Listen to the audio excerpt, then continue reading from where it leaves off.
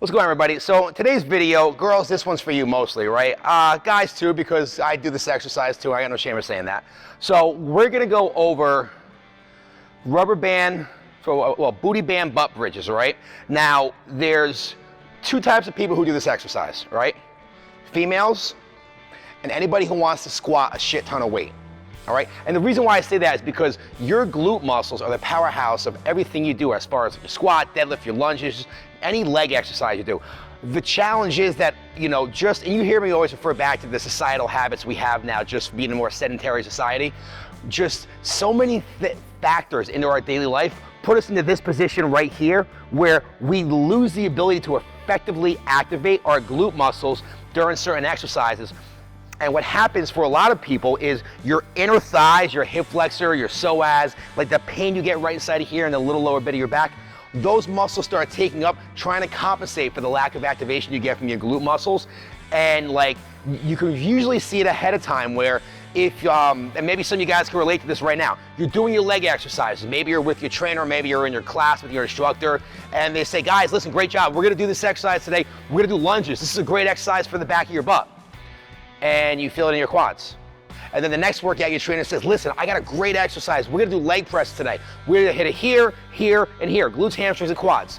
All right, listen, all I feel is my inner thighs and my quads. Okay, we're gonna fix it. We're gonna do deadlifts, all right? Deadlifts are one of the best butt exercises ever.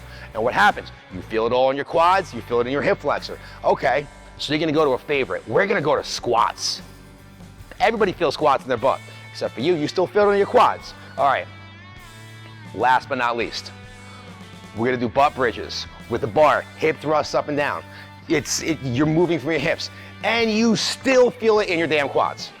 Why? Because you're not activating your glutes, and your hip flexors and psoas have gotten to the point where they're taking over a majority of the motion. So one of the things we have to do is recode the movement pattern that your body's gotten so accustomed to of using your hip flexor and change it back to using the glutes, all right? So I'm gonna show you how we do that with our class. It's very simple, very lightweight, very easy to do way, and all you have to do is do this exercise 30 to 45 seconds before your sets of squats, deadlifts, lunges, whatever, and it's gonna totally help you reactivate that muscle, all right? Let's take a look at what we got. So for this video, I'm using a rubber band, all right? I like the clutch, so you're gonna have two types of rubber bands. You're gonna have, well, three. The thin tube-based rubber bands, I'm not a fan of those. You're gonna have the thicker strip-based rubber bands that are actually rubber. They're okay, but especially if you have a lot of leg hair like me, they're gonna pull the shit out of your leg hair and they snap too. I'm more a fan of the thicker cloth-based bands. This is a 4-core band. You can find them on Amazon. I am not a representative for 4-core. I don't get paid shit for telling you that. It's just a great band, and I've had these for a couple years, and whenever they get loose, you put them in the dryer, they tighten back up, and it's like magical, right? This is a phenomenal band to use, all right? What I'm gonna do also is I'm gonna use a medicine ball, preferably a heavier based medicine ball, so it's got a little weight behind it, and this is gonna be my lever point. Now, you can do this off of a BOSU ball, you can do it off of a bench, you can do it off a box with a friggin' mat over the top of it. It doesn't matter what you use for the shoulders. The reason why I like using the BOSU ball, not the BOSU ball, the medicine ball is one, because we have a shit ton of them in my facility, but also because you can put the medicine ball anywhere you want, right? You don't have to worry about dragging a bench across the gym or dragging a box across the gym or somebody using the BOSU ball or it being deflated. The medicine ball is always gonna be there, right? You can literally take it wherever you want, and you're carrying a ball and a band. It's very easy to set up, right? So what I would do is I would take my ball and I would take my band, I'd put the band just above my knees, right? And I'm gonna do this exercise for about 30 to 60 seconds. I like holding a little longer. 30 to 60 seconds before the exercise that you feel like you're having a hard time activating your glutes on, all right? So what I'm gonna do, now, this is the only part you guys might not like. You wanna be supported on your shoulder blades, right? So all my weight's being held on my shoulder blades. You might want something to support your neck, all right? You can use your hands, you can put a second ball behind you. I like keeping my hands down to the side so I can engage with my lats and my shoulder blades more and get a higher lift from my glutes, right? That's just me. But what you don't want to do is you don't want to be here feeling like you're bracing off your neck, because you're going to get neck pain out of it, you're going to tweak something. It's just, don't do it. Be on the shoulder blades. Put another ball behind you if you need to, right? Maybe get some yoga blocks stacking behind you, or just use your hands to help support it. But you definitely don't want to use, you don't want to fucking tweak. You don't want to be bouncing on your neck, right? Now let's come to the front for a minute, right? Come to the front. Foot positioning is very important. Now, this is a whole other topic I can nerd out on. My ball's sliding. This is a whole other topic I can nerd out on, but just for the sake of simplicity, I'm gonna keep it simple. Toes are turned in, heels are out, knees are out, all right? What that's gonna do is gonna load the leg muscles on the side, all right? It's gonna take my hip flexors and my quads out. And when I go, you can see how my heels are off the ground and my toes are off the ground. I'm literally off the outside edge of my foot, right? And what I'm gonna do while I'm here, I'm gonna butt bridge up, right? Toes are in, heels are out. I'm gonna try to snap the bands with my knees while my toes are turned in, right? My abs are engaged, my glutes are engaged, and I pull down with my arms also so I get that extra activation, and I'm literally holding this position for 30 to 60 seconds, right? Trying to keep it up as high as I can. Now, I do it a little weird. I like to bridge over it a lot more and get a full rear extension. So I'm engaging my shoulder blades, my lats, my abs are engaged, my glutes, everything in the backside of my body. I don't feel my hip flexors, I don't feel my quads. And I'm gonna stay here. Now, you could do butt bridges up and down if you get bored, right? For 5. You could do the good girl, bad girl butterfly effect for 5. You could just stand there and hold it. But you're gonna hold it for 30 to 60 seconds, right? You can see how I'm kind of bringing a sweat already. 1, because it's hot, 2, because this sucks. And I'm getting those glute muscles firing. So then when I'm done, I come out of it, I take my band off, I stand up, I go to my bar, my leg press, whatever I'm doing, and I finish up my leg exercise from there.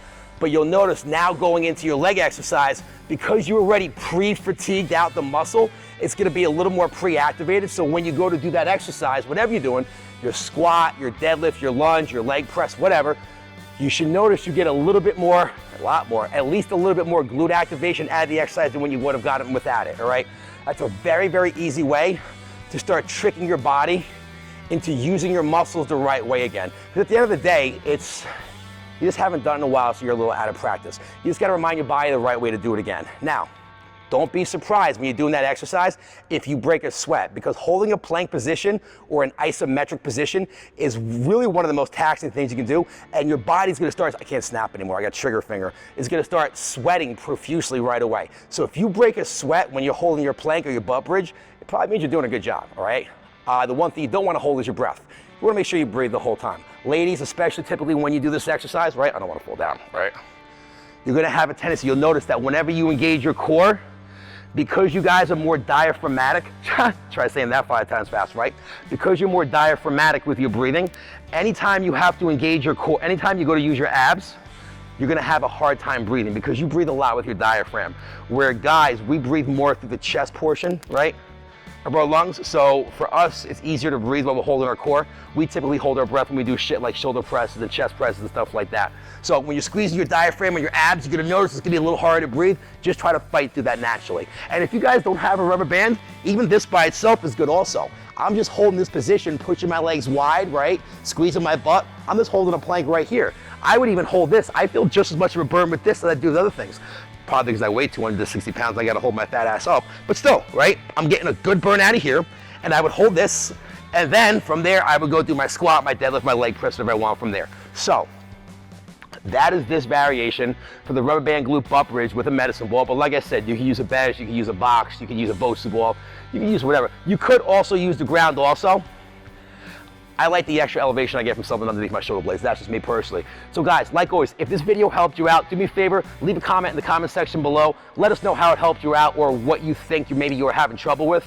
So this way, either one of myself or one of my coaches can see that comment and get back to you, maybe help coach you through it a little bit. And if this video really did help you out, I don't know what channel you're gonna see this on, whether it's Facebook, Instagram, YouTube, whatever.